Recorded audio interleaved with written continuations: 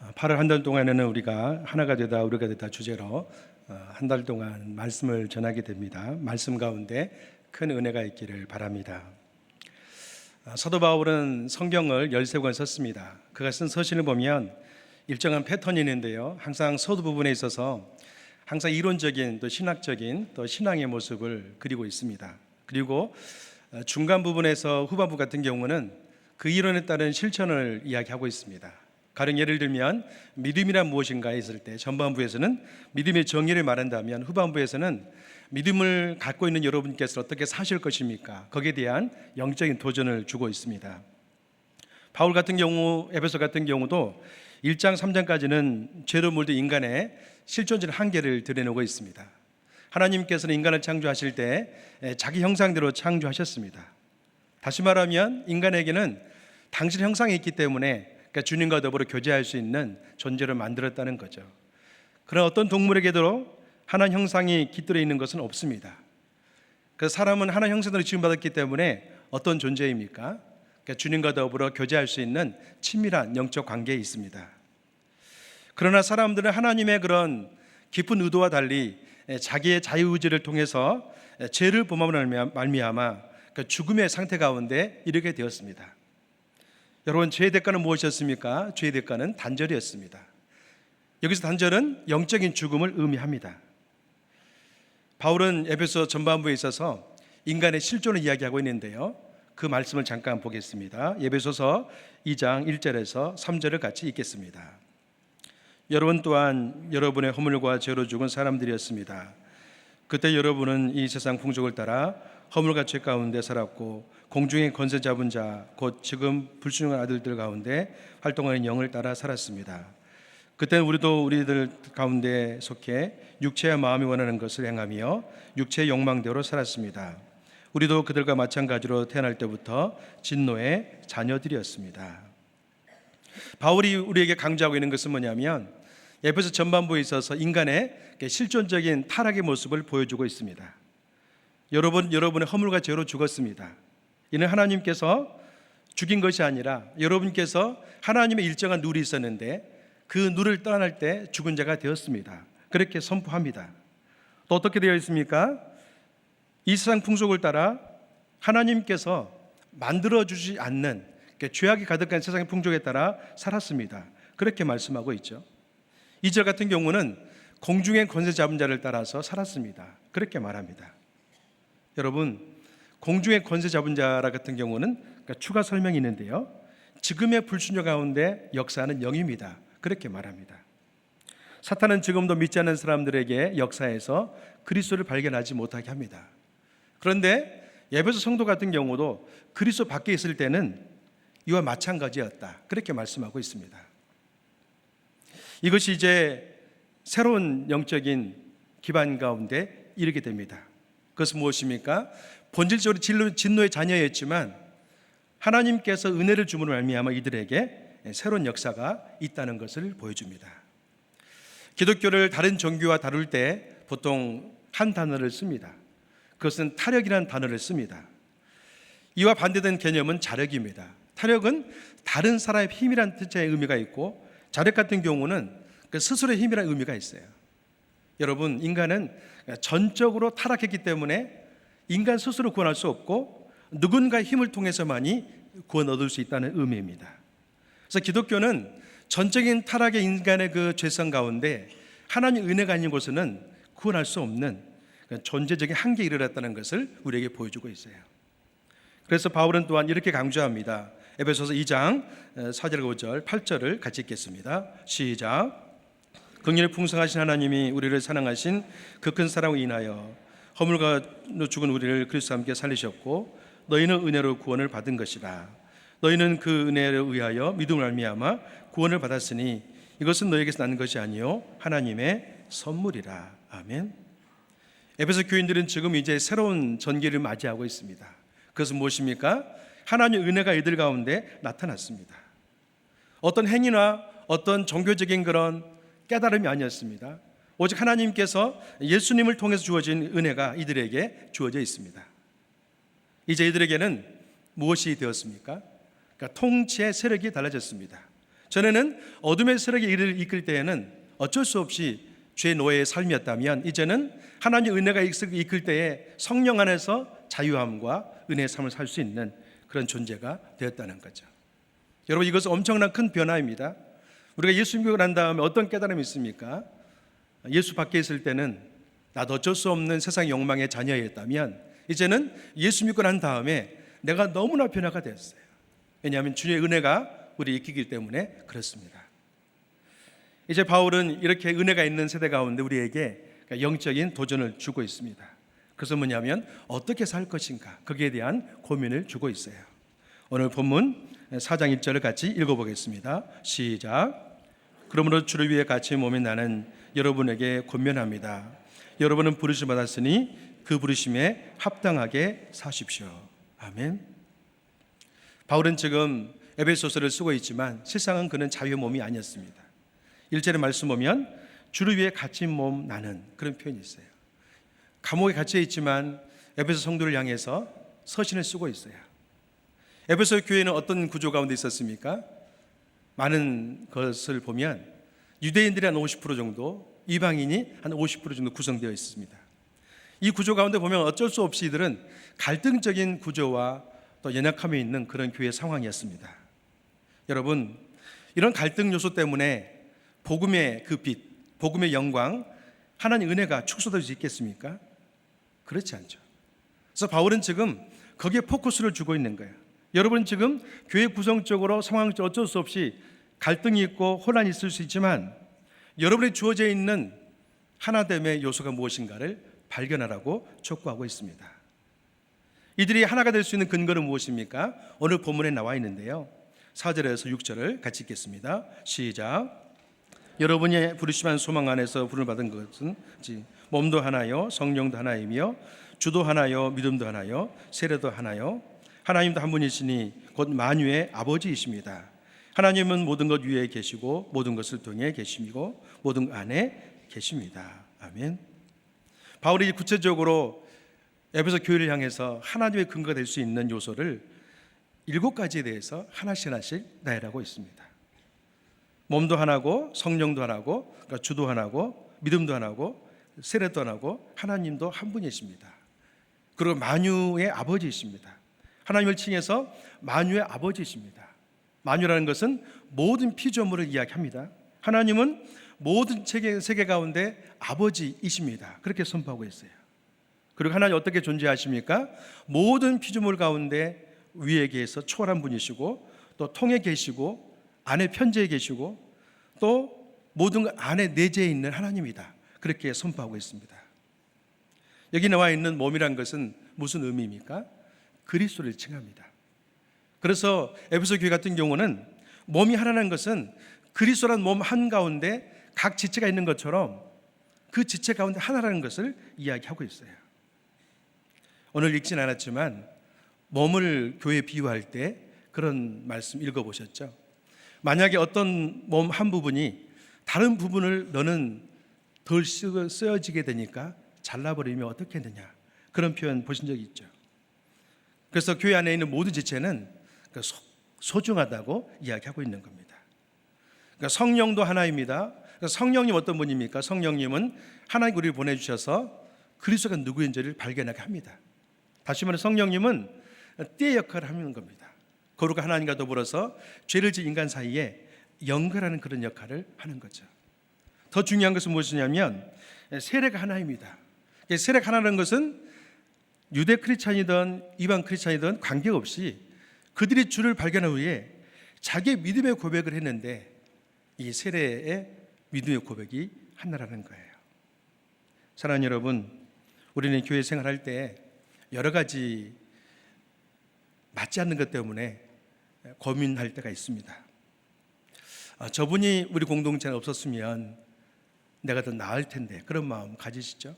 또 때로는 저분이 우리 교회에 안 나오고 다른 교회 갔으면, 그런 마음도 있을 거예요. 여러분, 이들 같은 경우도 유대 크리스찬과 이방 크리스찬 같은 경우는 서로 첨예한 갈등이 있었지만 만약에 이들이 이 갈등적 요소를 바라보고 증폭시킨다면 어떨까요? 그 교회는 복음의 메시지가 사라지고 싸움터가 됐을 겁니다. 그러나 바울은 더 중요한 것을 우리에게 보여주고 있습니다. 4절에 영이 하나이고 5절에 주가 하나이고 6절에 보면 한 분 하나님이시다, 그렇게 말씀하고 있어요. 이제 바울은 우리에게 어떻게 이 하나를 이루실 수 있는가를 이야기하고 있는데요, 그것은 바로 성령의 역사입니다. 3절 말씀을 같이 한번 읽어볼까요? 시작. 이런 줄로 성령께서 하나 되게 하신 것을 힘써 지키십시오. 아멘. 바울이 강조하고 있는 것은 성령께서 하나 되게 하신 것을 여러분 힘써 지키십시오, 그렇게 말씀합니다. 그리고 성령은 화평에 매는 줄로 우리 가운데 하나 되게 하신다, 그렇게 말씀하고 있어요. 금방 보았던 우리가 4절과 5절과 6절의 그 하나님의 근거를 통해서 성령님이 화평이란 그런 테두리를 통해서 우리를 하나 되게 하신다, 그렇게 말씀하고 있습니다. 성령님은 교회 공동체 안에서 화평을 주시는 분이십니다. 그리고 교회가 그 화평을 따라서 하나 되게 하신 것을 힘써 지킨다면 어떨까요? 그 교회는 분명히 하나를 이룰 수가 있습니다. 이 부분을 브루스라는 신학자는 그렇게 이야기합니다. 교회 안에서 성도가 서로 화평을 이루기 위해서 애쓴다면 성령이 하나 되게 하신 것을 지킬 수가 있다, 그렇게 말씀해요. 여러분, 이 신학자의 강조 표현이 어디에 있습니까? 교회 안에서 성도가 서로 화평하기 위해서 애를 쓴다면 성령님이 하나 되게 하신 것을 우리는 지킬 수가 있다. 성도의 노력에 있습니다. 구원받았지만, 은혜로 구원받았지만 하나님의 아름다운 공동체를 이루기 위해서 성도가 애썼을 때 하나가 이룰 수 있다는 거예요. 혹 여러분 가운데 가정이 무너지는 것을 보신 분이 계십니까? 또 여러분 가운데 한 교회가 무너진 것을 보신 적이 있습니까? 의외로 목회하다 보면 성도님들이 이야기할 때 전에 다녔던 교회 이야기를 많이 합니다. 좋은 이야기를 듣고 싶은데 때로는 그렇지 않을 때가 있어요. 전에 다녔던 교회 가운데 있었는데 누구 어떤 그룹, 어떤 상황 때문에 교회가 이렇게 되었습니다. 그리고 저는 교회에 대한 이미지를 굉장히 좋지 않게 가지고 살고 있습니다. 그런 이야기 한 것을 종종 듣게 됩니다.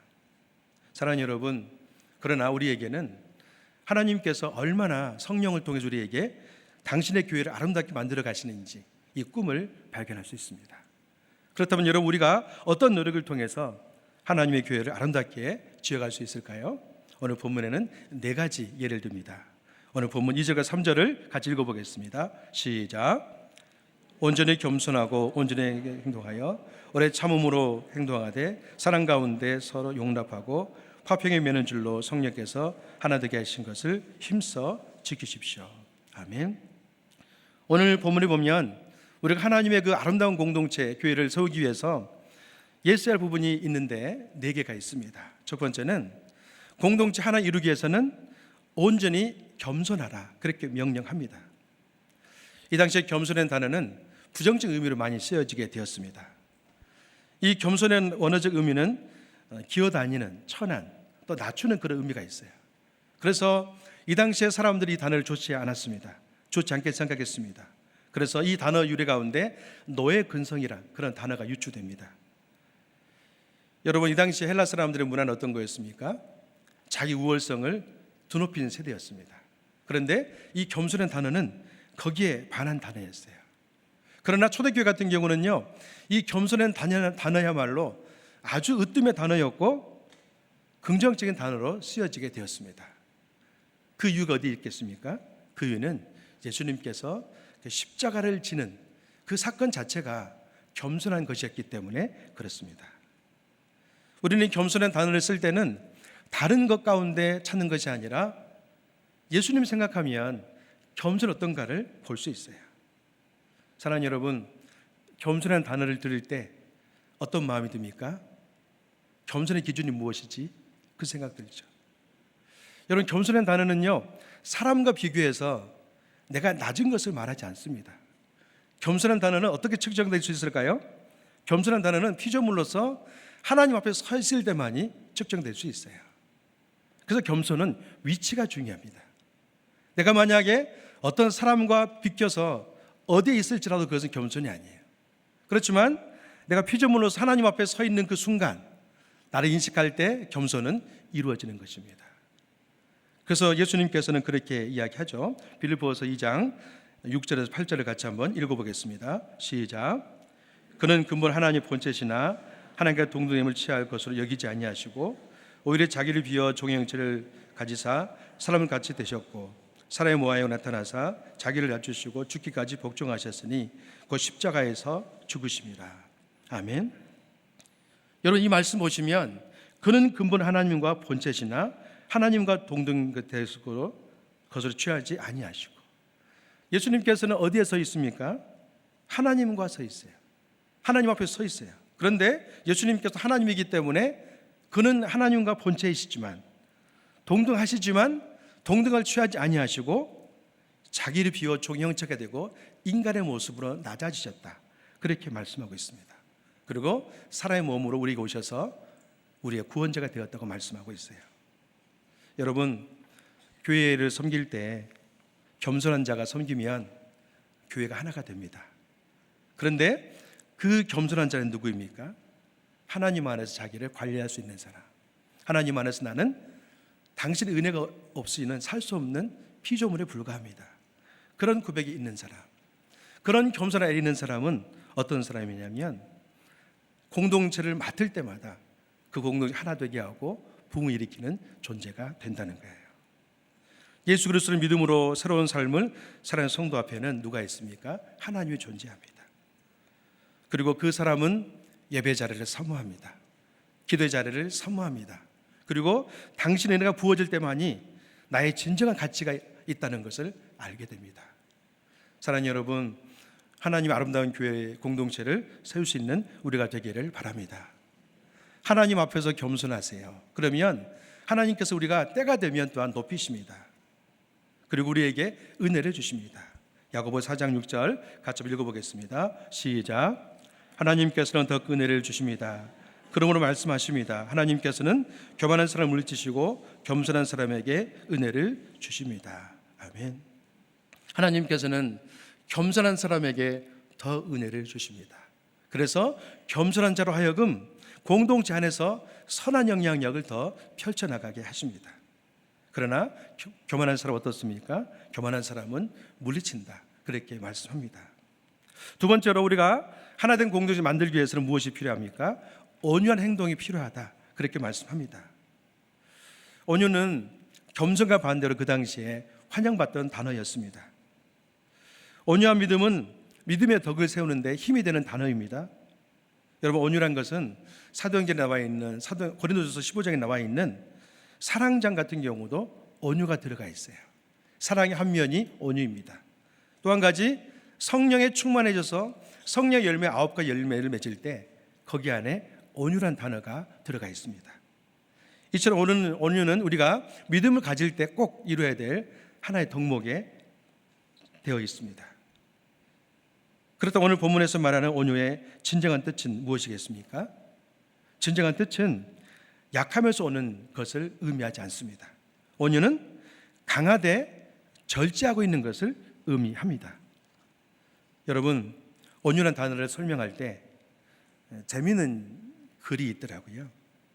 여러분, 어떤 큰 배가 이제 부두에 정박하게 되잖아요. 그러면 굉장히 조심해야 됩니다.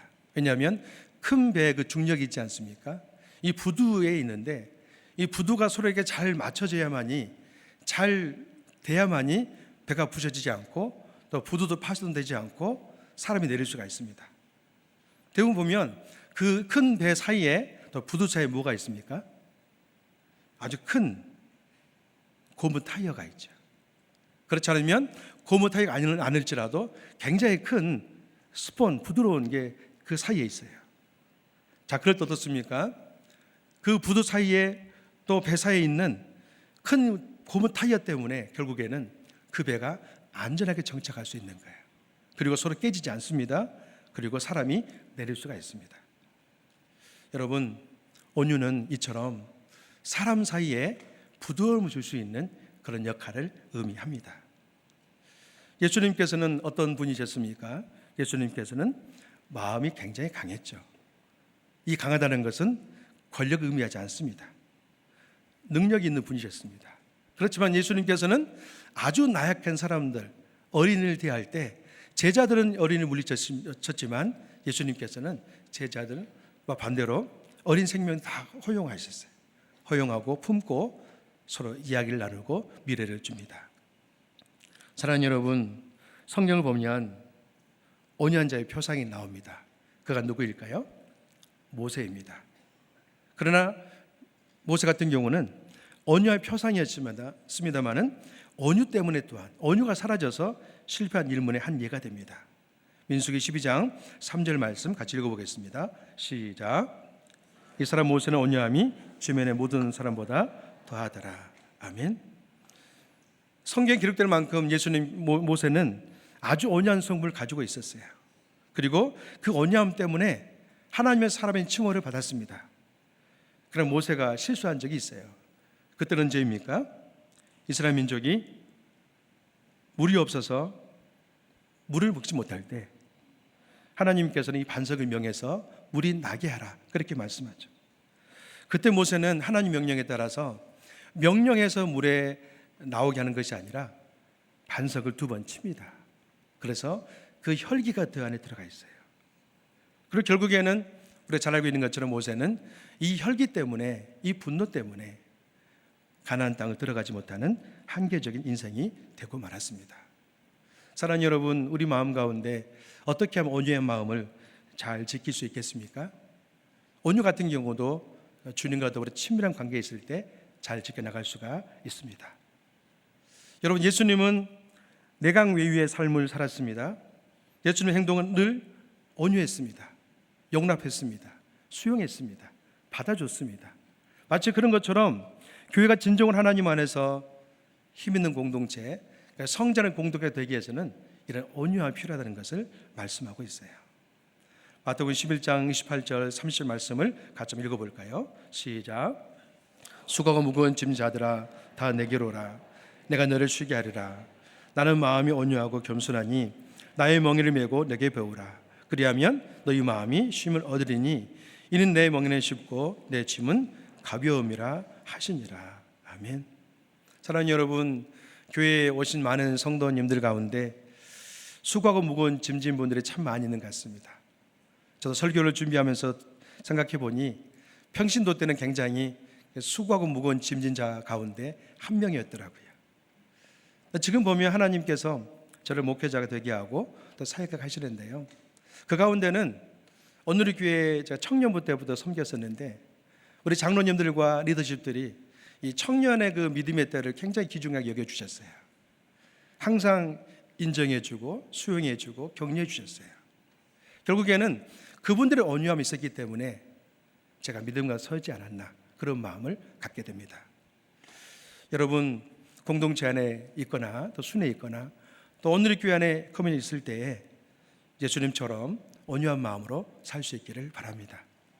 온유한 자가 있으면 어떨까요? 마음에 절망과 좌절했던 자가 힘을 얻게 됩니다. 세 번째로 하나되어 공동체에 이르기 위해서는 오래 참음이 필요하다고 말씀합니다.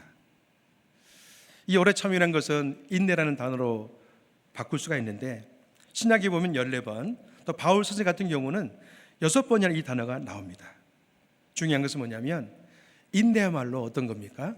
다른 사람에게 하나님을 경험할 수 있는 기회를 준다는 거예요. 교회는 또 다른 하나의 가정입니다. 가정에서 오래 참음이 여러분 어떤 역사를 이루는지 알고 계시지 않습니까? 저도 부모들은 자녀를 기를 때 굉장히 긴 시간을 온유합니다. 인내합니다. 애석하게도 자녀들은 그것을 전혀 모르죠. 스스로 큰 줄 알고 생각해요. 스스로 똑똑해서 여기 이른 적을 알고 있지만 특히 부모 같은 경우는 이 자녀들이 어렸을 때, 연약했을 때 얼마나 참았는지를 부모는 압니다. 그래서 참음 때문에 자녀는 성장한 거예요. 사랑하는 여러분, 교회 공동체 같은 경우도 어떻습니까? 우리에게 필요한 것은 오래 참음이에요. 마음에 안 드신 분, 또 성격이 아주 괴팍하신 분, 여러분 마음속에 이분이 없었으면 좋겠다 그런 마음이 계십니까? 꾹 참으세요. 오래 참으세요. 오래 참을수록 여러분 그 성도가 여러분 안에서 변화된 모습을 이룰 것입니다. 믿습니까? 인내를 통해서 하나님의 공동체를 세울 수 있기를 바랍니다. 마지막으로 우리가 하나님을 이루기 위해서는 2절 말씀인데요, 오늘 4장 2절을 같이 읽어보겠습니다. 시작. 온전히 겸손하고 온유하게 행동하되 오래 참음으로 행동하되 사랑 가운데 서로 용납하고. 마지막은 4장 2절에 보면 사랑 가운데 서로 용납하고 라는 단어가 있습니다. 여기 나와 있는 사랑 어떤 단어일까요? 여기 있는 단어는 아가페적인 사랑을 의미합니다. 아가페의 사랑은 다른 사랑이 아닙니다. 예수님께서 십자가에서 희생하셨던 그 사랑을 의미합니다. 그래서 하나님의 사랑을 가지고 성도를 대할 때 아가페 사랑으로 희생적으로 용서하라, 그렇게 말씀하고 있어요. 에베소 교회는 서도 이야기했던 것처럼 순수한 이방인과 또 디아스포라 유대인들이 함께 모여있던 공동체였습니다. 이들은 서로 출생지가 다릅니다. 성장의 문화가 다릅니다. 또 종교적 가치마저도 다를 수가 있습니다. 예수를 믿었지만 이방 크리스천들 종교적 가치가 다르고 또 유대 크리스천 예수 믿었지만 이들이 다를 수가 있어요. 그러나 여러분, 이들 안에 하나가 될 수 있는 길이 있습니다. 그것은 뭐냐면 예수께서 보여줬던 아가페적 사랑을 통해서 용납할 때 하나가 될 수 있다, 그렇게 말씀하고 있습니다. 사랑하는 여러분, 오늘 본문 2절에서 보여준 것처럼 하나님의 사랑 가운데 서로 용납하고 겸손으로 나보다 남을 더 낫게 여기고 또 온유함으로 품고 오래 참아 나간다면 교회 공동체는 아름다운 공동체가 될 것입니다. 사랑하는 여러분, 우리가 교회 공동체 가운데 은혜를 많이 받았다면 우리는 다음 세대를 생각해야 됩니다. 만약에 다음 세대 가운데 좋은 교회가 없다면 그 자녀들은 세상으로 나가게 될 것입니다. 여러분, 어떤 분이 책을 쓸 때 제목을 그렇게 잡았어요. 교회만이 유일한 희망입니다. 교회만이 유일한 대안입니다. 이 세상에 어떤 도서관과 어떤 책방이 생긴 것보다도 수백 개의 도서관보다도 하나의 교회가 더 낫습니다. 그런 말씀했습니다. 왜 그럴까요? 세상에는 철학이 있고 세상에는 여러 가지 학문이 있지만 그리스도의 복음이 없습니다. 이 복음이 없을 때는 인간의 그런 죄상을 어떻게 없앨 수 있겠습니까? 교회만이 유일한 복음이 있기 때문에 희망이 될 수 있습니다. 그래서 교회는 보존되어야 되고 아름다워져야 되고 더 강해야 되고 더 따뜻한 곳이 되어야 됩니다.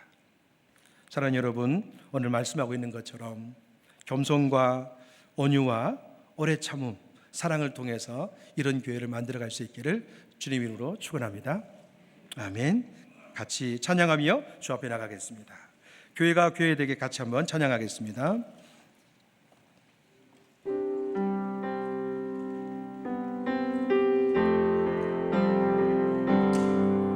우리의 소원이 하나 있네. 주님 다시 오실 그날까지 우리 가슴에 새긴 주의 십자가 사랑 나의 교회를 사랑케 하네. 주의 교회를 향한 우리 마음 희생과 통의와 가난과 고난 하물며 죽음조차 우릴 막을 수 없네. 우리 교회는 이 땅의 희망. 교회를 교회 되게 예배를 예배 되게 우리 사용하소서. 진정한 부흥의 날 오늘 임하도록 우리 사용하소서.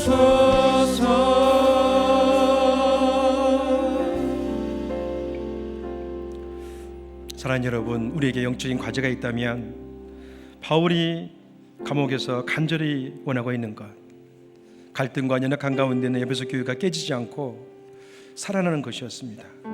그래서 성령의 하나 되게 하신 것을 힘써 지켜나가라, 그렇게 권면합니다. 사랑하는 여러분, 우리 세대 가운데 시대적인 사명과 비전이 있습니다. 아름다운 교회를 세워서 다음 세대에 물러주는 것입니다. 그래서 다음 세대 영적 부흥이 일어나고 하나님의 교회가 더 가득 채워지는 것입니다. 그러기 위해서 우리가 하나님 앞에 사랑을 붓고 온유한 마음을 가지고 나가고 또 겸손함으로 또 교회를 섬겼을 때 그런 역사가 일어날 줄로 믿습니다. 같이 한번 기도합시다. 하나님, 내가 교회를 세우는 자가 되기 원합니다. 하나님의 공동체를 더욱더 온도를 높이는 자가 되기 원하고 정말로 건강한 공동체를 남겨서 다음 세대 가운데 영적인 부흥의 터전 되기 원합니다. 주여, 나로 하여금 기도와 예배를 통해서 하나님의 교회를 든든히 세워나갈 수 있는 영성 깊은 자가 되게 하여 주시옵소서. 시간 주여 한번 부르고 같이 기도하겠습니다. 주여. 할렐루야. 살아계신 아버지 하나님, 주여 감사합니다. 주님, 우리 하여금 아버지 하나님, 하나님의 교회를 바르게 세워나가고 영적인 부흥을 일으킬 수 있는 성도의 삶을 살 수 있도록 주님 역사해 주시옵소서. 오 주님, 우리의 심령 가운데 주가 주님 역사해 주셔서 정말로 성령의 하나 되게 하신 것을 힘써 지킬 수 우리가 되기 원합니다. 주님, 우리가 정말로 주님 안에서 주께서 낙하신 그런 은혜에 따라서 주여 겸손과 온유와 주님 아버지 하나님 그 사랑을 통해서 희생을 통해서 용서를 통해서 하나님 아버지 아름다운 공동체 나갈 수 있도록 아버지 역사해 주시옵소서. 하나님 아버지의 능력을 주가 주님 부어 주시옵시고 어제 주님 안에 정말로 주 믿음을 통해서 우리가 아버지 역사를 일으키고 나오니 주여 우리 손 우리 가운데 정말 그런 역사를 감당할 수 있도록 하나님 아버지 함께해 주시옵소서. 성령을 주가 주님 부어 주시고 하나님 아버지 놀라운 역사 가운데 주가 주님 함께하기 원합니다. 주여 역사해 주시옵시고 주님만을 바로 나갈 수 있도록 아버지 임하여 주시옵소서. 주의 능력 가운데 하나님 아버지 은혜를 통해 겸손한 자가 되게 해 주시옵시고 어제 주께서 낙하신 은혜에 따라서 아버지 하나님 아버지의 공동체를 정말로 주님 더 세워나갈 수 우리가 될 수 있도록 아버지 역사해 주시옵소서. 성령을 부어 주시옵시고 하나님 아버지의 능력 가운데 정말로 주님 역사하고 나오니 주여 임하여 주시옵소서. 오 주님 함께해 주시옵소서. 한 번 더 기도하고 싶은 것은 사랑하는 성도 여러분, 우리가 영덕동을 떠난 지가 22개월이 되어가고 있습니다. 앞으로 한 반년 22개월 정도 있으면 입당하게 될 것입니다. 그래서 지금 우리는 어려운 시기를 보내고 있습니다. 이때야말로 바울이 이야기했던 것처럼 온전한 겸손과 더 큰 온유함과 더 큰 사랑의 용서를 통해서 서로를 챙기고 나갔을 때 그곳에 입당하게 될 때 우리 모든 성도들이 건강한 영성과 건강한 교회를 세워나갈 수 있을 것입니다. 주님, 마치 광야처럼 떠나 있는 시기 가운데 더욱더 우리 손누리교회가 기도로 뭉치게 해 주시옵시고 더 서로 겸손하고 온유한 마음을 통해서 우리 지체들을 돌보고 섬길 수 있도록 아버지 역사해 주시옵소서. 이 고난과 힘든 시기를 통해서 우리 영성이 더 강해졌을 때 영덕동의 교회를 다시 지어 들어갈 때는 하나님 아버지의 놀라운 부흥의 터전이 열릴 줄로 믿습니다. 주여 더 인내하게 도와주시고 더 기도하게 도와주시고 더 힘껏 사랑하고 온유할 수 있도록 우리에게 하나님 아버지의 마음을 부어 주시옵소서. 주여 한번 부르고 더 기도하겠습니다. 주여. 할렐루야. 살아계신 아버지 하나님, 우리 하여금 아버지 하나님의 성전을 지을 수 있는 귀한 복을 주신 것 감사합니다. 오 주님, 이 시기에 더욱더 주님 오늘 바울이 고면했던 것처럼 하나님 말씀을 붙들고 기도할 수 있도록 좀 역사해 주시옵소서. 더 온유한 마음 가지고 사랑을 베풀게 도와주시옵시고 주여 더 겸손한 마음을 가지고 아버지 하나님 하나님의 교회를 더 섬길 수 있게 될 수 있도록 주여 십자가 그 사랑을 통해서 희생하는 마음을 보여주 역사해 주시옵시고 장차 정말로 주님 힘들거리는 이 순간을 통해 아버지 하나님 우리의 마음이 더욱더 성장되어지고 믿음이 성장할 때 아버지 하나님 우리를 통해서 주님 그 땅 가운데 주여 놀라운 역사를 변화시킬 수 있는 은혜가 되게 할 줄로 믿습니다. 아버지 하나님 도와주시고 우리 성도님을 유로해 주시옵시고 하나님 아버지의 귀한 사랑 가운데 정말로 주님 역사이곤 합니다. 아버지 역사해 주시고 하나님 아버지의 성령의 능력 가운데 새 마음과 새 영으로 부어주셔서 믿음 가운데 설 수 있도록 주가 지니 아버지 임하여 주시옵소서. 더 인내하게 도와주시고 더 사랑하게 도와주시고 더 은혜를 품을 수 있도록 이 마음 가운데 정말로 주님 예수 그리스도의 마음을 주님 부어주시옵시고 오직 하나님만 머무는 그런 겸손한 자가 될 수 있도록 아버지 축복하여 주시옵소서. 성령을 주가 지니 함께 하시곤 합니다. 아버지 임하여 주시옵소서. 우리 가운데 예수의 마음을 부어 주시옵소서. 살아계신 아버지 하나님, 오늘 바울의 말씀을 통해 성령의 되게 하나 되게 하신 것이 얼마나 아름다운 주님의 공동체를 남길 수 있는지 보여주신 것을 감사합니다. 우리 교회가 영광된 성전 건축을 짓는 시기 가운데 있습니다. 그러나 이 시기 가운데 때로는 베풀어지지 않는 목회적인 돌봄과 때로는 연약한 가운데 있는 성도들 많이 계신 줄 압니다. 성령님 그들을 위로하여 주시옵소서. 그들을 말씀으로 붙잡아 주시옵소서. 우리 성도님들 한 분 한 분이 정말 이때야말로 더 겸손한 마음을 가지고 더 온유를 베풀고 십자가 사랑을 통해서 모든 성도를 품으로 말미암아 마침내 성전이 완공되어져서 그 땅에 들어갈 때 하나님 아버지의 부흥의 터전을 만들어갈 수 있도록 은혜를 베풀어 주시옵소서. 그렇게 역사할 주님을 찬양합니다. 그 은혜 주심에 감사하며 예수님의 이름으로 기도합니다. 아멘.